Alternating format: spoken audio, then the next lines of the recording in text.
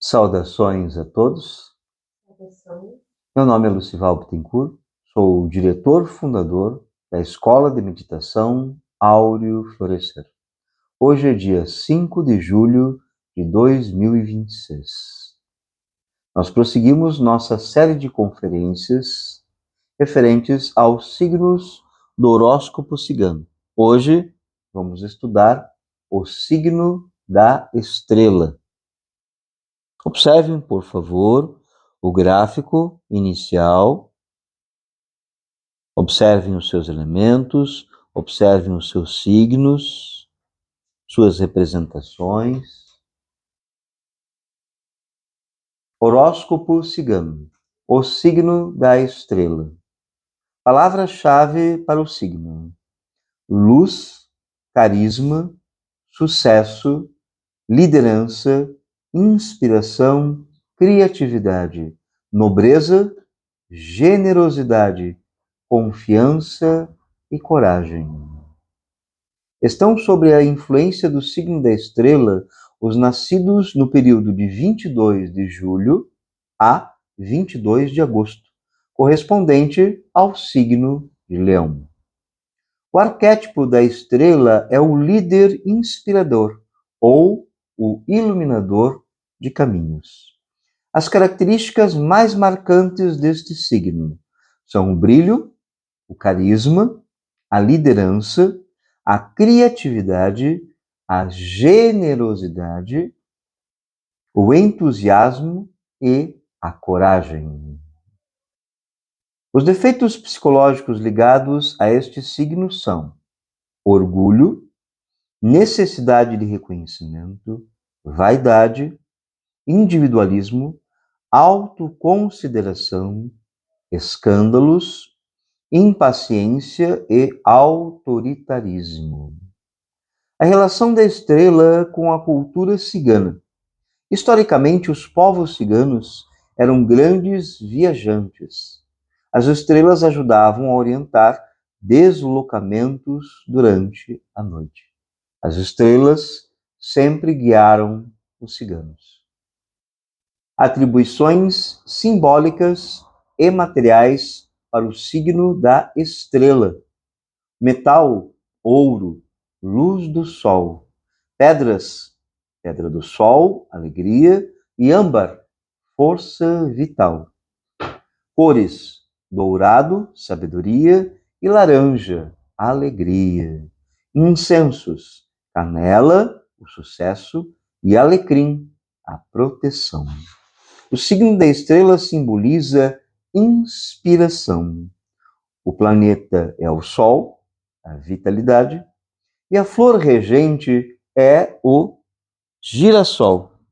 O girassol representa fé. O dia da semana é o domingo, renovação, e o elemento é o fogo, a energia.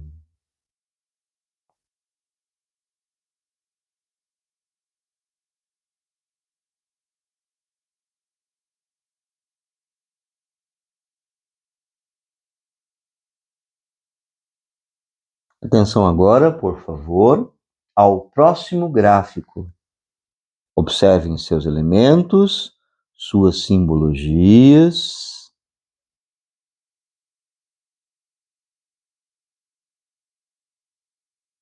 Autoobservação de si mesmo. Morte psicológica. Súplica à Mãe Divina. Mãe Divina, queime este defeito. A relação entre o signo da estrela e a eliminação dos defeitos psicológicos. Os defeitos psicológicos marcantes, aqueles influenciados pelo signo da estrela, são orgulho, necessidade de reconhecimento, vaidade, individualismo, autoconsideração, escândalos, impaciência e autoritarismo. Defeitos psicológicos são elementos de infraconsciência. Esses elementos de infraconsciência, eles nos hipnotizam. Hipnotizam os nossos sentidos, hipnotizam os centros de nossa máquina humana. Eles atuam em nossos centros da máquina humana em pensamentos, atuam em emoções, sentimentos, instintos e ações. Todas as pessoas possuem estes defeitos psicológicos. Então, por que algumas pessoas dizem não possuir defeitos psicológicos? Vez por outra se encontra uma pessoa e se questiona ela a respeito de defeitos psicológicos: ira, cobiça, inveja, luxúria, impaciências, medos. E muitas pessoas costumam dizer que não tem tal ou qual defeito psicológico, e em alguns casos as pessoas chegam a dizer que não tem nenhum defeito psicológico. Por que essa afirmação? Justamente porque estas pessoas não estão praticando a autoobservação de si mesmo. Quem não pratica a autoobservação de si não pode perceber defeitos psicológicos. Então é comum que a pessoa diga que ela não tem esses defeitos, o que em verdade está equivocado. A pessoa tem, ela só não desenvolveu a capacidade de auto-observar-se e perceber a si mesmo. Esse sentido está atrofiado na grande maior parte das pessoas.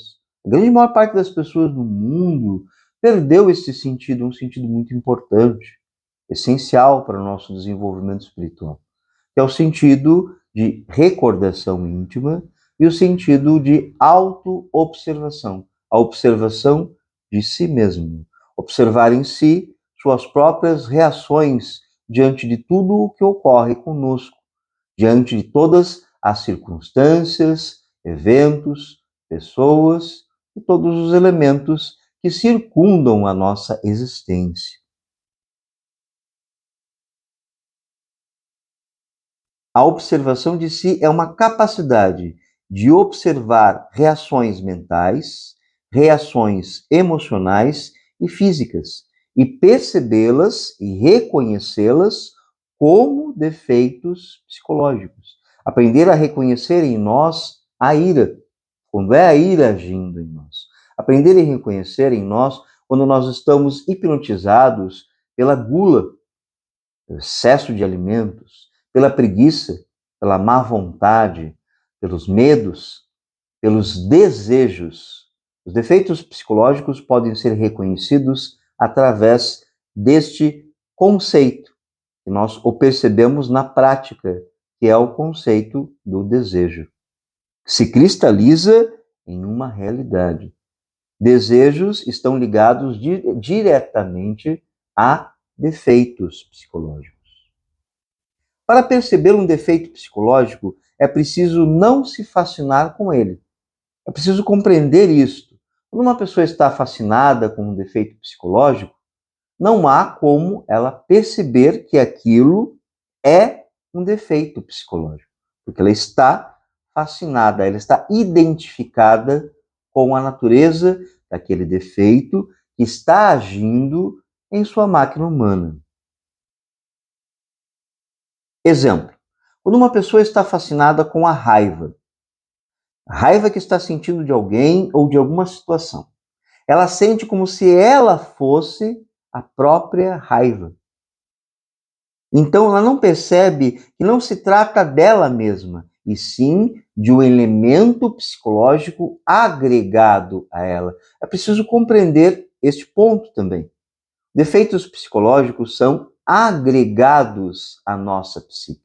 Eles não são a nossa psique original, nossa essência. Nossa essência, ela é divina, ela é luminosa, vem dos céus.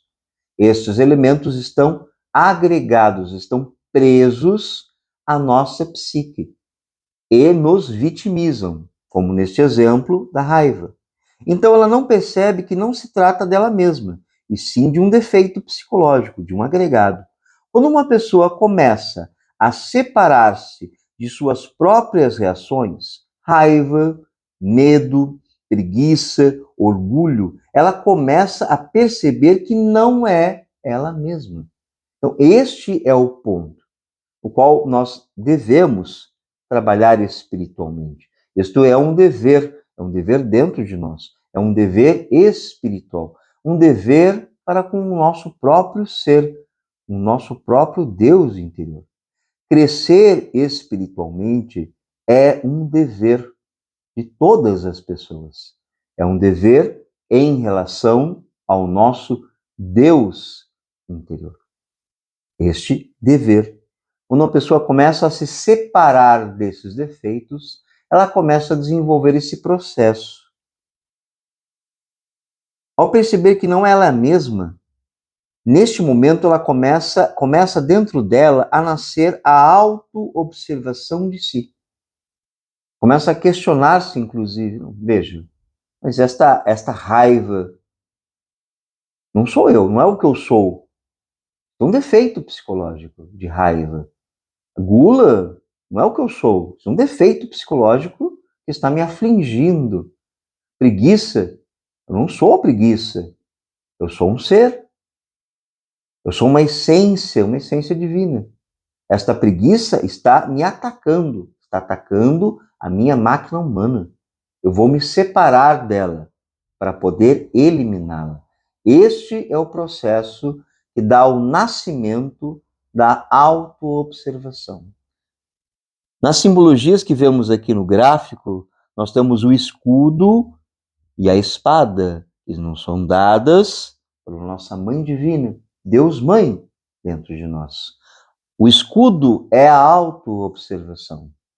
A espada é a morte psicológica, é a eliminação desses defeitos. Então, ambos precisam andar juntos, precisam caminhar juntos dentro de nós. A autoobservação de si mesmo. Eliminação, morte psicológica. Quando aprendemos a observar os detalhes de nossas próprias reações, começamos no caminho do autoconhecimento, que é a atenção aos detalhes. Nós necessitamos aprender a prestar atenção nos detalhes da nossa existência. A nossa existência, ela é cercada de milhares de detalhes. Alguns detalhes são detalhes de virtudes. Nós temos momentos virtuosos, obviamente, momentos de amor, momentos de caridade, momentos de lucidez, clareza, de ensino, momentos de altruísmo. Porém, nós também temos momentos de inconsciência, momentos de confusão, momentos de medo. Estes momentos precisam ser observados dentro de nós. Infelizmente, a maior parte das pessoas simplesmente ignora. Tem uma situação, alguém vem, fala algo, você reage, às vezes com raiva, às vezes com medo, ou alguém o elogia e reage com orgulho e se envaidece, se sente melhor do que os outros. Tudo isto são momentos da nossa existência. Porém, os momentos, os detalhes, são o que alimenta ou a virtude ou o defeito. A pergunta, então, é: o que nós estamos alimentando dentro de nós? Nós estamos praticando a autoobservação? Nós a conhecemos? Nós vivemos a autoobservação no nosso diário viver? A morte psicológica, a eliminação? Nós lembramos que nós temos uma Mãe Divina? Essas são as perguntas que nós devemos nos fazer diariamente, se nós de fato queremos crescer espiritualmente. Para realizar o trabalho e eliminar o defeito psicológico, cortar a cabeça da medusa. A medusa é aquela que petrifica, é aquela que congela, é aquela que hipnotiza. A medusa, ela representa esotericamente toda essa hipnose que é causada nas pessoas através desses defeitos psicológicos. Quando a pessoa se vê enredada na ira, se vê enredada por preguiça, gula, luxúria, por apego a elementos materiais, pela cobiça, pelo ouro, por algo bonito que vê numa vitrine, tudo isso que enreda, tudo isso que hipnotiza, tudo isso que fascina, que nos faz esquecer de nossa Mãe Divina, esquecer de Deus Mãe. Quando uma pessoa está enredada em um defeito psicológico, quem está de fora pode perceber claramente. Aquela pessoa está hipnotizada. Naquele momento de raiva, de ira, de medo, de cobiça, aquela pessoa não lembra de Deus. Ela não lembra que Deus existe, que Deus é dentro de nós, que Deus pulsa dentro de nós. Nesses momentos, a pessoa não tem recordação de si, ela não respira profundamente. E não tem isso. Ela só tem a raiva, o medo daquele momento. Ela está enredada. Para conhecer detalhes, é preciso desenvolver autoobservação.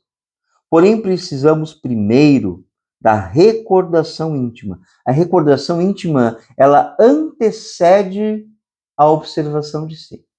Então, digamos que uma pessoa resolveu começar a trabalhar sobre si. Hoje eu quero aprender a observar os defeitos psicológicos que me afligem, que me atacam, dos quais sou vítima. Então, primeiro, preciso do quê? Preciso me recordar de mim mesmo. Preciso desenvolver a recordação íntima. Aprender a fazer a respiração profunda no meu diário viver. Em todas as atividades do nosso dia. Isso é simples e não é difícil. Respirar. O quão difícil pode ser para uma pessoa? Reflitam nisto, por favor. Vocês que estão assistindo a esta conferência. É tão difícil assim respirar? Puxar o ar, sentir o coração, sentir o calor, sentir Deus dentro de si. É tão difícil assim? Por que as pessoas não fazem isso? Perguntas, questionamentos. Quem se questiona tem a capacidade de poder crescer. Quem se questiona abre a capacidade dentro de si, abre a capacidade de se conhecer. Quem não se questiona fecha as portas do autoconhecimento. Simplesmente existe, simplesmente vive e a tudo reage. Simplesmente. Sem rumo, como um lenho que se joga em uma correnteza e ela leva. Agora eu pergunto a vocês que estão ouvindo esta conferência, que estão atentos aqui a este estudo do autoconhecimento. É o que vocês querem para a sua existência? Vocês querem ser um lenho jogado em um rio? Vocês querem isso? Esta é a pergunta. Esta é a inquietude espiritual. Nós queremos isso para nós? Viver a nossa existência de uma forma desorientada, enredados em situações. Vem uma situação, nos enreda, nós nos fascinamos, sofremos. Depois passa um tempo, vem uma outra situação, nos enreda, nós sofremos com ela. E assim, dia após dia, durante toda a existência, é isto que nós queremos para nós? Esta é a pergunta que nós devemos nos fazer. A respiração profunda é a característica principal da recordação íntima. Então, ao fazê-la com consciência, com atenção, com capricho, fazê-la com paciência, com amor, viver com paciência, viver com atenção aos detalhes, viver com a mesma paciência que vocês estão tendo neste momento em ouvir este ensinamento, ouvir esta conferência, em estudar para poder aprender e praticar, colocar em prática. Paciência. Vive-se com paciência, com amor, com carinho, com amor aos detalhes. Respira. Sente a presença de seu ser. Sintam o alento, o consolo, a calma que traz a respiração profunda, algo tão simples e tão poderoso. Respirar. E a recordação íntima, ela começa a se acender dentro da pessoa, à medida que ela faz a respiração profunda. Ela vai sentir a presença do ser, do seu Deus interior.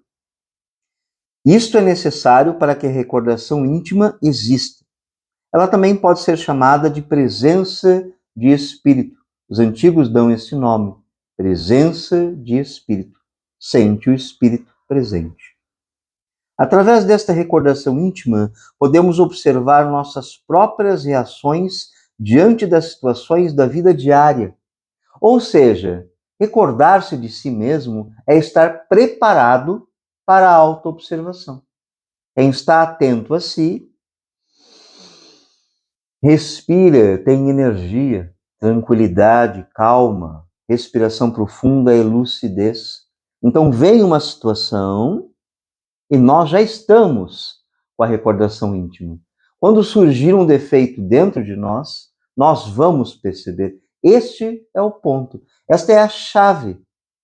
Se nós estamos preparados com a recordação íntima, qualquer situação que venha a nós, qualquer uma, nós vamos perceber os defeitos. E assim poderemos suplicar a nossa Mãe Divina, Deus Mãe. Suplicar com o verbo silencioso, de forma íntima. Mãe Divina, queime este defeito. Uma súplica simples e que deve ser contínua. Cada detalhe, cada manifestação egóica precisa ser combatida. Isto precisa ser posto em prática. Isto tudo que estamos a estudar aqui não é uma vã teoria, é algo que pode, de fato, ser colocado em prática e mudar a existência de uma pessoa. Peço a vocês, por favor, que ponderem, que ouçam com paciência, com atenção, que pratiquem. Peço a vocês que estão ouvindo esta conferência, que pratiquem o que está sendo ensinado aqui e colham os seus próprios resultados e tragam as experiências e ensinem outras pessoas. Quem pratica a morte psicológica tem o que ensinar.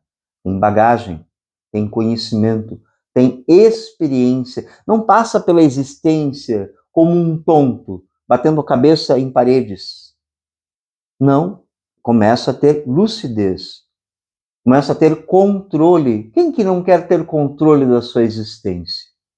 Mas como uma pessoa vai ter controle sobre a sua própria existência se ela não vê o que acontece dentro dela mesma? Pergunto a vocês, por favor, escutem. Como uma pessoa pode ter controle sobre si mesmo se não vê, se não observa, observação, se não observa o que acontece dentro de si? Se você nunca observa o que acontece dentro de você mesmo, como vai ter controle e direção na sua existência? Como vai poder ajudar outras pessoas? Como vai poder se relacionar de forma saudável, legítima, sincera, justa, humilde, com virtudes, com amor? Para que sua esposa cresça, para que seu irmão cresça, para que seus amigos possam crescer, para protegê-los, para que o seu lar possa prosperar, não só materialmente, para que ele possa prosperar em paz, em tranquilidade, para viver em paz. Por que nós necessitamos primeiro da recordação íntima? Porque sem ela estaremos com nossa atenção presa a defeitos psicológicos e desta forma seria impossível observá-los em nós. Nós precisamos da consciência. A consciência é o observador, é aquele que observa. Ela só existe em nós quando nós estamos atentos. Ela só pode se manifestar pela recordação íntima. Quem pode estar consciente de si se não recorda seu próprio ser? Questionem-se, irmãos, meus amigos. Todos que estão a assistir esta conferência, por favor, questionem-se. Se não está atento a si, está preso a um defeito, está enredado por algo e não vai ter consciência para observar. É a consciência que observa. O observado é o ego. Por isso que você se separa. É uma separação que existe dentro de nós. Nós vamos nos dividir em observador, a consciência, e o observado, que é a reação egóica, que é a reação do ego. Raiva, ira, medo, rancores, desejos, cobiças, invejas, maledicências, esses péssimos hábitos que as pessoas desenvolvem ao longo da sua existência, como péssimo hábito falar da vida dos outros. Não se deve falar da vida de ninguém, dando este exemplo para vocês. Não se fala dos outros, nem bem e nem mal. Não se fala dos outros. A vida dos outros pertence aos outros, não é nosso direito. Então, são exemplos de virtudes. A virtude de não falar dos demais. Respeito. Tudo isso só vem com a consciência.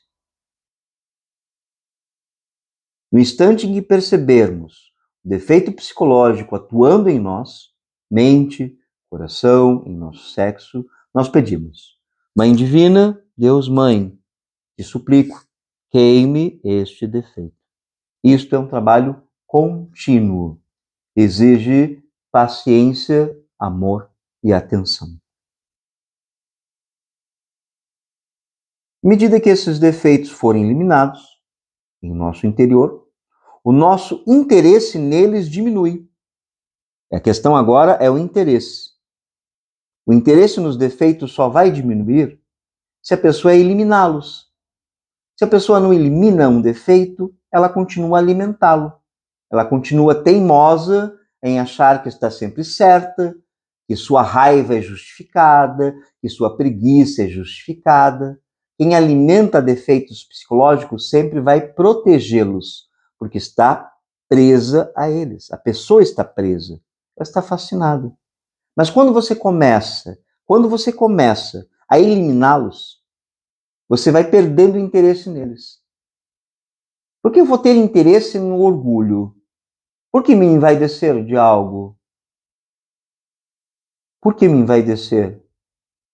Miserável criatura, o Criador é tão grande, tão formidável, e nós nos autoconsideramos tanto, nos sentimos tão maravilhosos, tão belos, tão grandiosos. Orgulho, orgulho, infeliz orgulho. Miseráveis criaturas somos, pó da terra somos. Nosso Criador tem o valor, é nele que está o sol e a virtude. Aprender humildade, aprendê-la, mas só quem trabalha sobre si pode aprender humildade. Como uma pessoa que se autoconsidera tanto, que se sente tão grandiosa, tão boa, tão justa, vai se livrar da ira, vai se livrar da preguiça? Não vai, porque toda preguiça é justificada, toda gula é justificada, toda reação de raiva, toda briga é justificada pelo próprio ego. Por favor, ouçam isto. Por favor, meditem, reflitam sobre o que estou dizendo com o meu ser, sobre o que está saindo de dentro de mim, do meu ser. Pelo resultado da minha experiência, por favor, peço encarecidamente ouvir, sentir, meditar, experimentar. Porque um alívio tão grande quando uma pessoa começa a se separar de todos esses defeitos, porque eles são um peso que nós carregamos na existência desnecessariamente. Ninguém precisa carregar o peso do orgulho. Ninguém precisa carregar o peso da raiva do outro, do ódio. Quão infeliz é o ódio dentro do ser humano. Ninguém precisa. Nós temos uma mãe. Mãe divina. Queime. Mãe divina. Desintegre este defeito em mim. Retire-o. Não quero mais em minha máquina. Não quero mais este defeito em minha máquina. Retire. Queime. Gradualmente, a pessoa vai desenvolver este amor, esta humildade, esta sinceridade, para viver uma existência mais limpa, para viver em paz. Quem vive arrastado por desejos, jamais vai viver em paz. Quem sempre quer ter a razão e brigar, e gritar, e impor, nunca vai viver em paz, porque está presa a estes defeitos.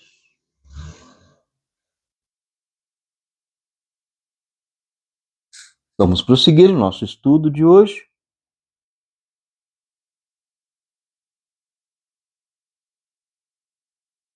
Atenção, por favor, ao próximo tópico de nossa conferência, a relação entre o signo da estrela e a prática da sexualidade superior.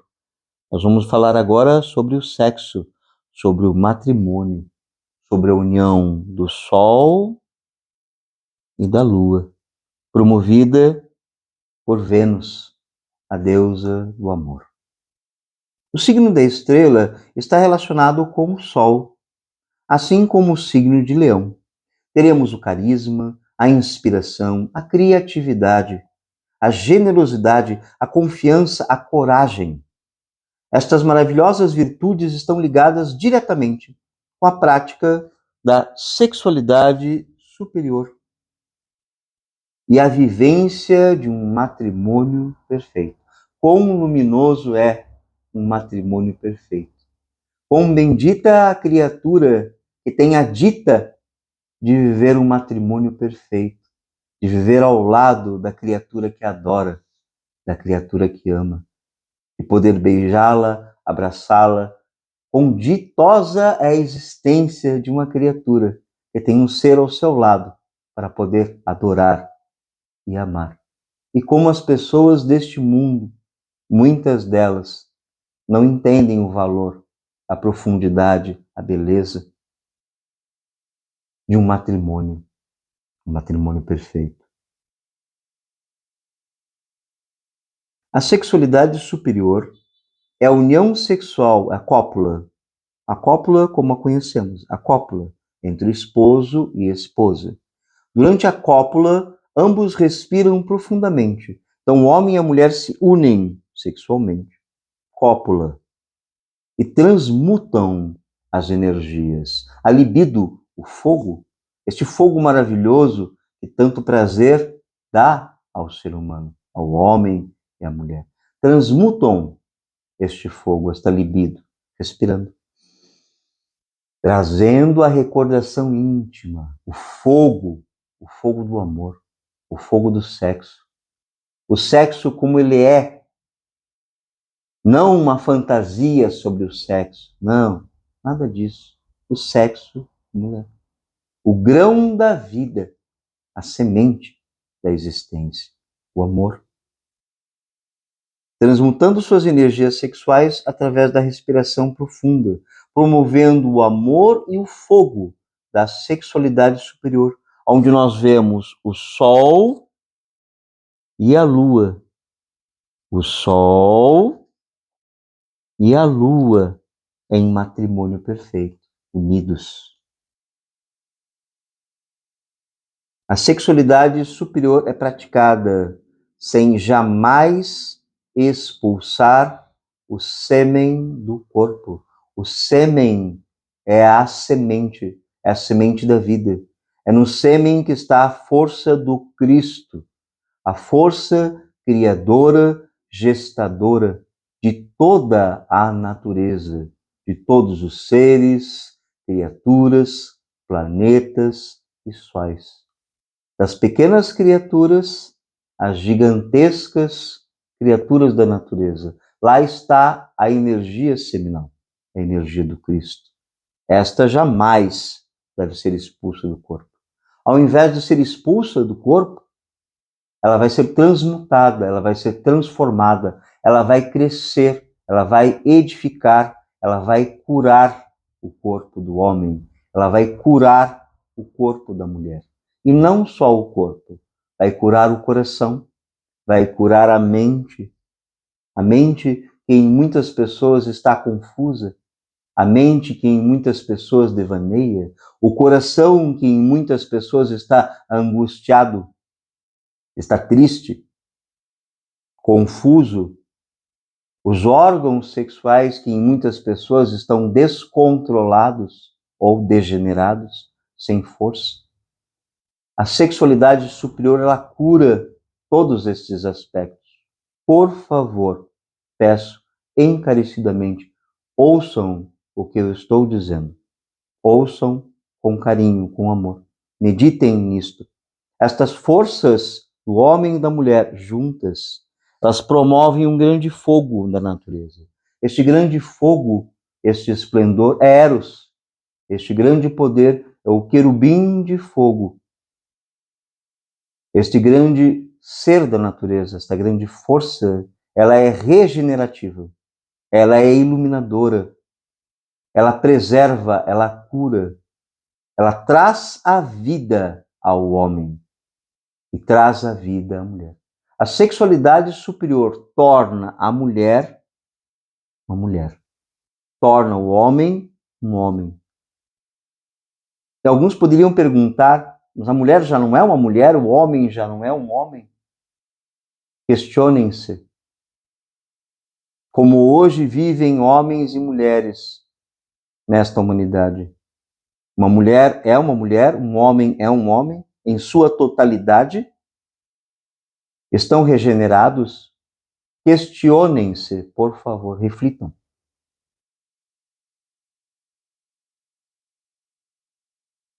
A força da energia seminal é o centro magnético de toda a magia sexual.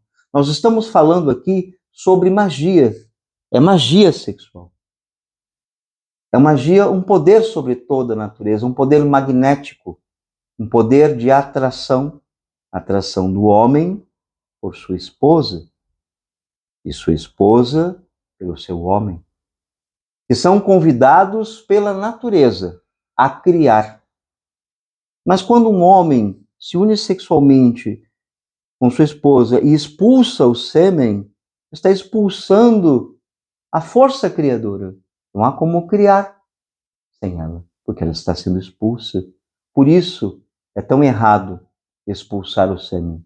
Eu sei que existe toda uma cultura desta humanidade voltada para a expulsão do sêmen, porém estão equivocados. Esta energia seminal criadora jamais deve ser expulsa do corpo. Aqueles que praticam a sexualidade superior colhem todos os resultados maravilhosos daquele que está aprendendo a criar com o sexo. Da mesma forma que se cria com o verbo, se cria com o sexo. São poderes criadores da natureza. E aquele que tiver paciência e amor e respeito para ouvir este ensinamento, para praticá-lo, vai colher todos os seus benefícios ao longo da sua vida. Dentre eles, o maior benefício, o maior de todos, o matrimônio, o amor, a companheira, o companheiro juntos, homem e mulher, por toda a existência.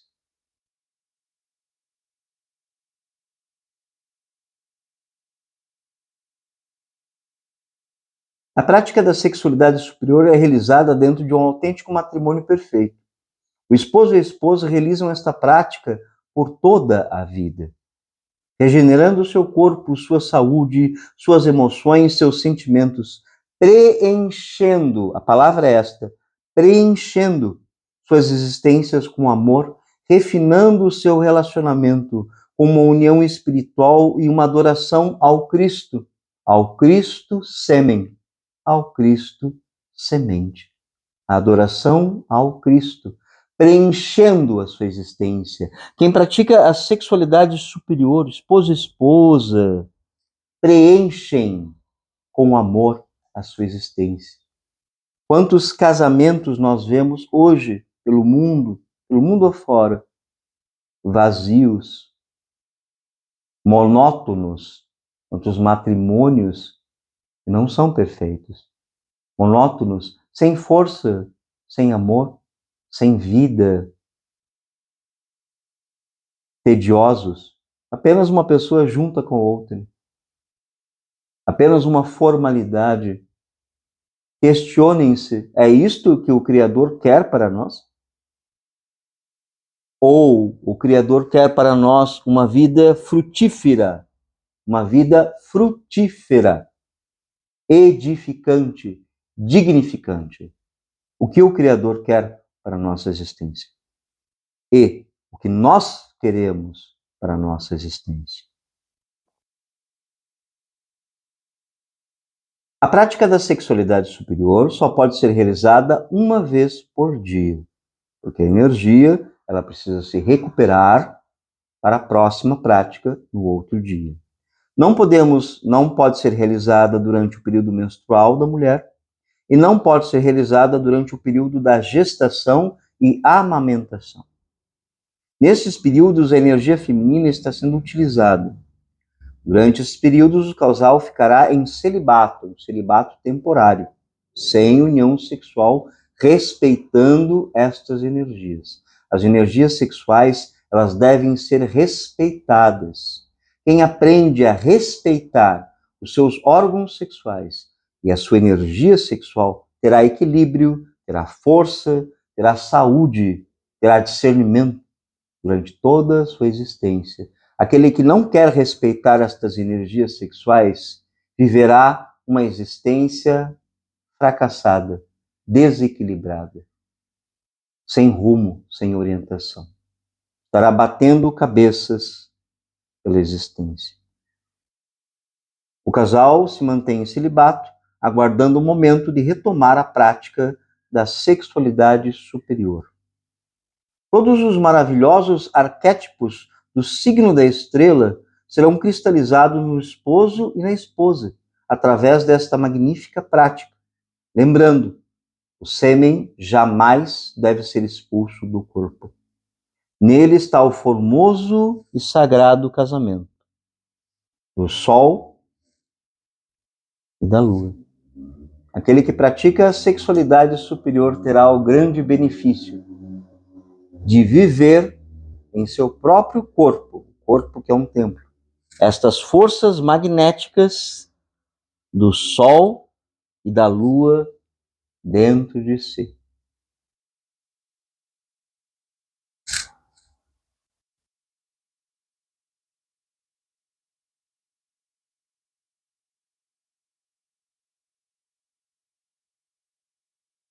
Atenção, por favor, ao próximo tópico de nosso estudo, de nossa conferência.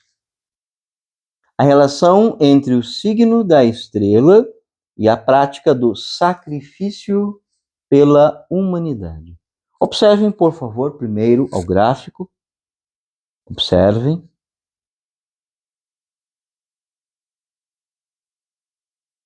O sacrifício pela humanidade está relacionado com algumas das muitas virtudes do signo da estrela. Então vamos citar algumas: generosidade, entusiasmo, otimismo e proteção. Generosidade. Para praticar o sacrifício pela humanidade, o coração precisa estar disposto.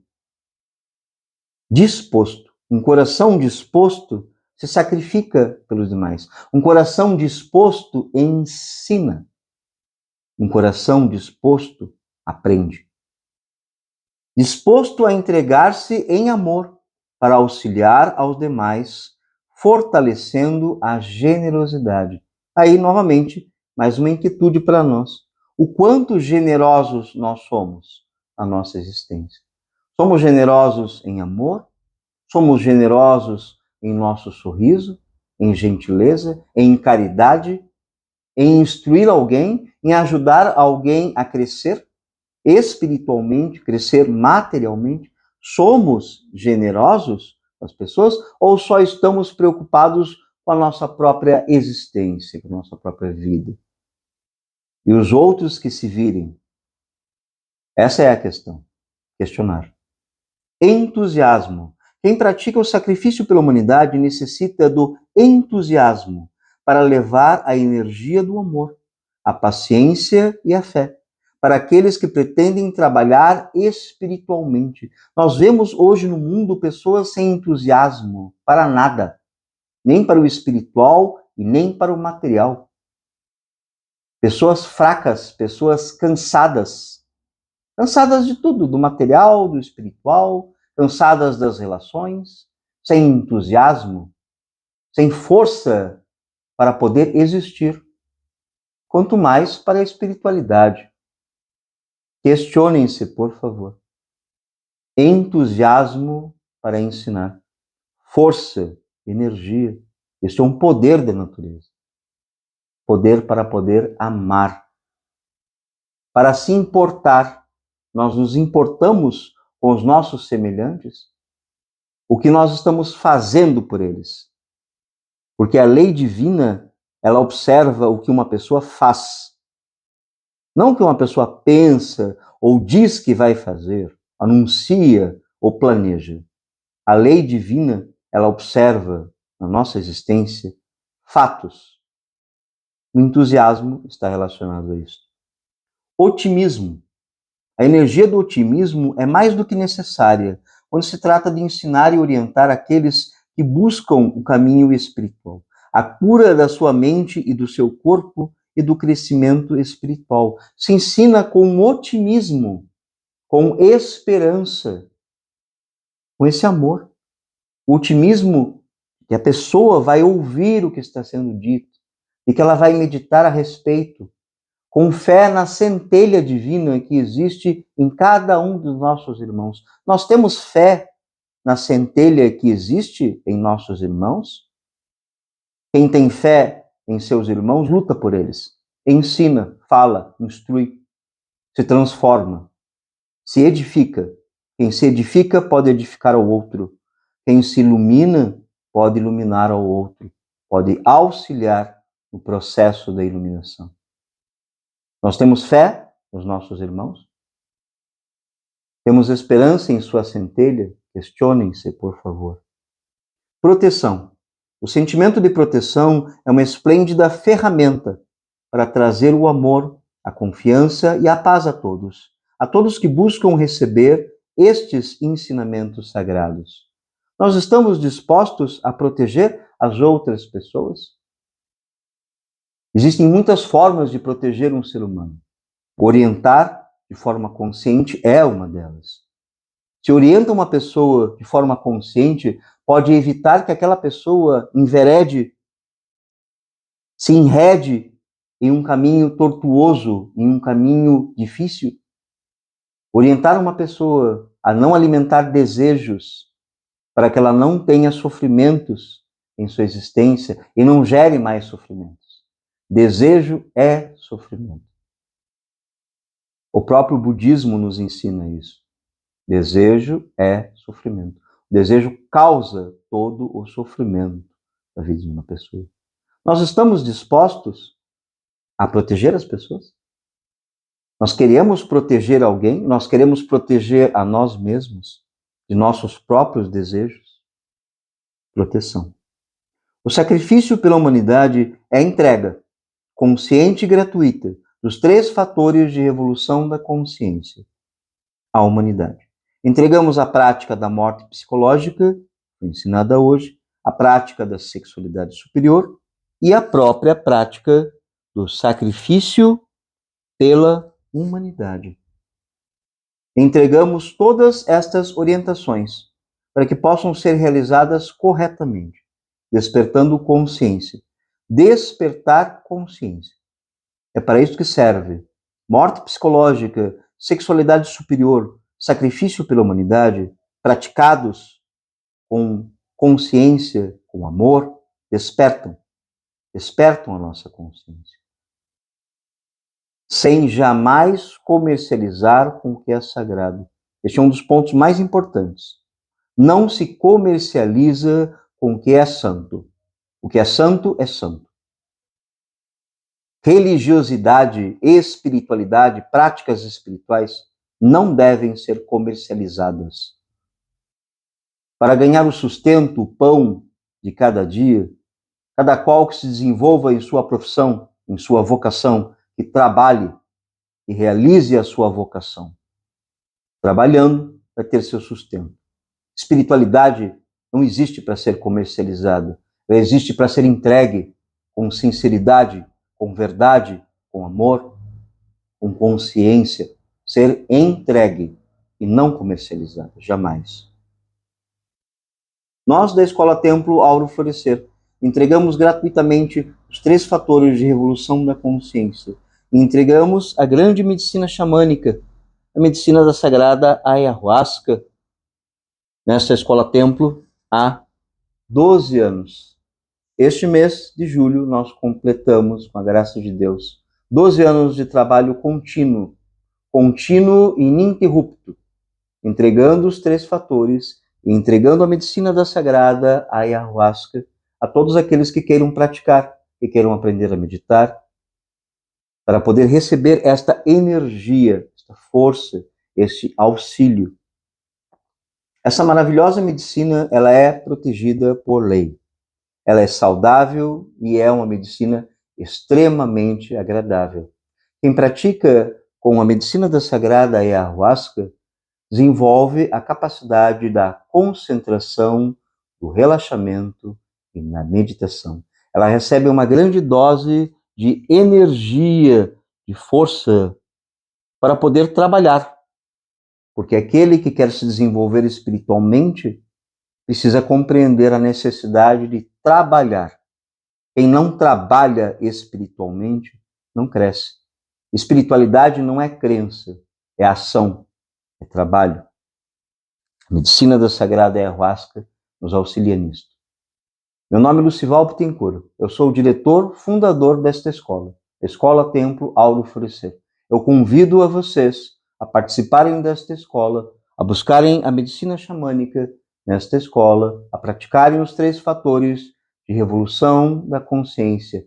Convido-os, todo aquele que queira conhecer a medicina, conhecer a prática dos 3 fatores, nós estamos aqui dispostos a isto, a entregar estes ensinamentos gratuitamente. Todo aquele que tenha percebido pertinência neste ensinamento, relevância, por favor, e compartilhe esta mensagem e compartilhe este vídeo com seus amigos, com seus familiares, com outras pessoas, para que mais pessoas possam receber orientação.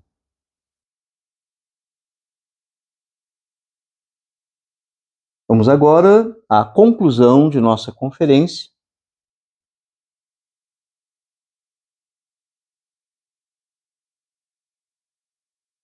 A prática para o signo da estrela. Observem, por favor, o gráfico.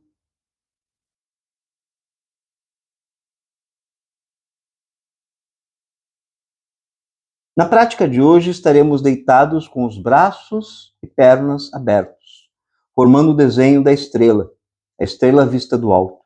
Esta estrela é a pentalfa, a estrela de 5 pontas, a estrela sagrada